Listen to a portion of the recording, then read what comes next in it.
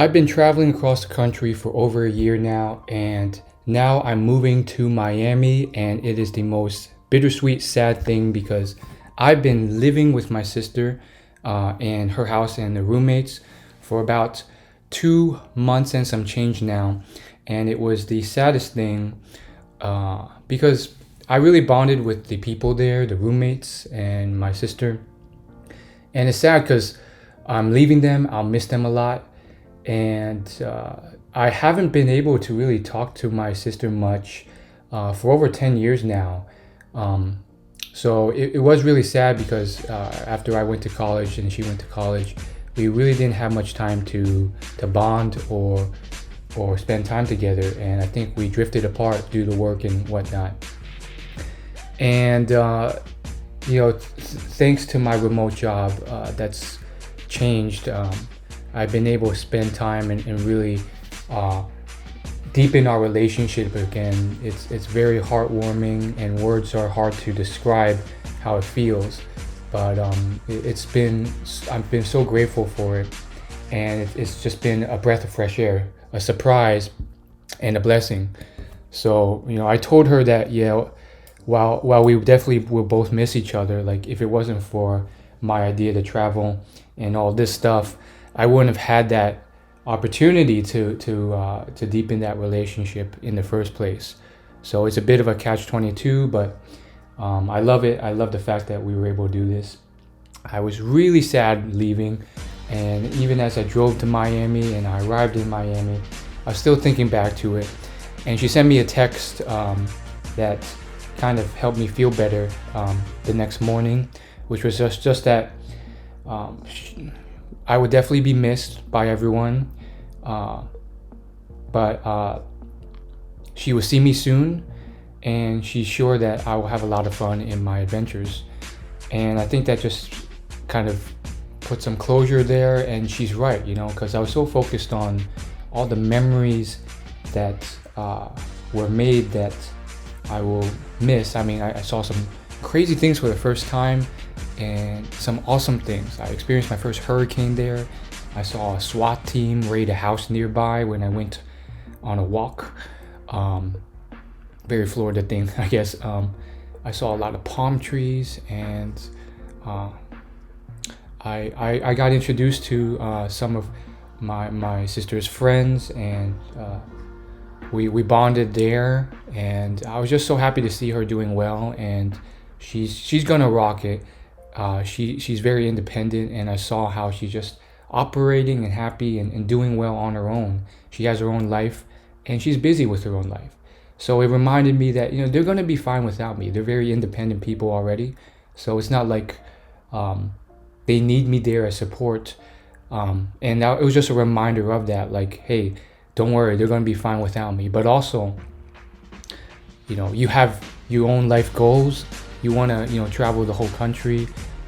You knew it was time to go, and it's not just negative. You're onwards to better experiences and new experiences and fun in Miami. And so I guess I was maybe too hung up or overthinking all the negative things, like, oh, I'm in a new city alone, and I'm missing that reliability and whatnot. But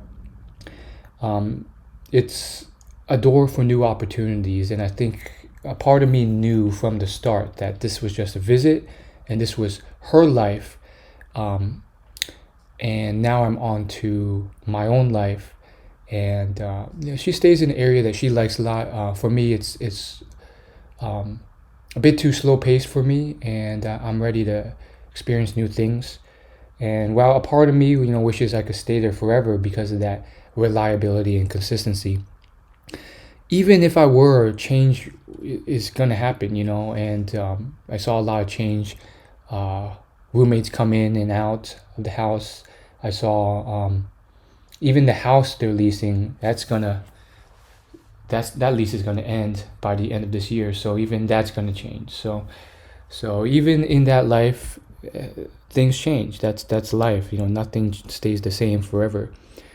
So it is very bittersweet, but I really felt like there were so many really cool memories during my time there.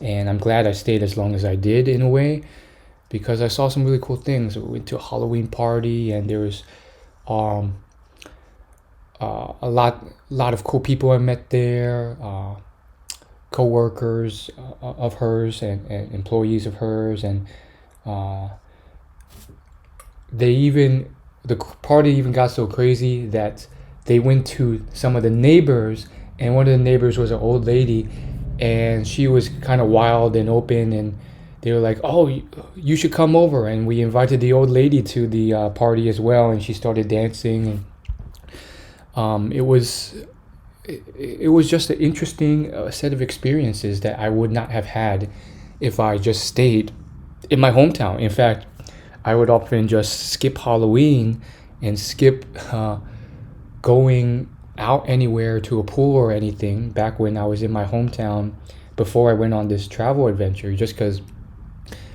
my social life wasn't as robust in the sense. Like with my sister, she's inviting me to all these things, but um, back at home, I mean, I guess I did have CrossFit events. I would go to those events, and I did make friends there. They had the Thanksgiving, Friendsgiving, and sometimes Halloween events too.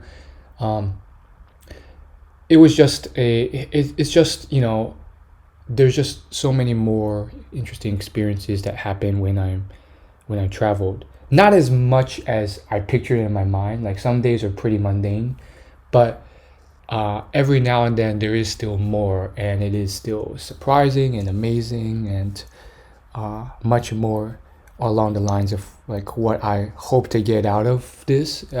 I wanted to get out of the boredom of my hometown, and I think I got some of that. So that's that. It's such a bittersweet thing, but also it's one of those paradoxes in the sense that, hey, if I chose to just do the basic thing like everyone else, choose one place to live and die with your dogs, I wouldn't have experienced it in the first place.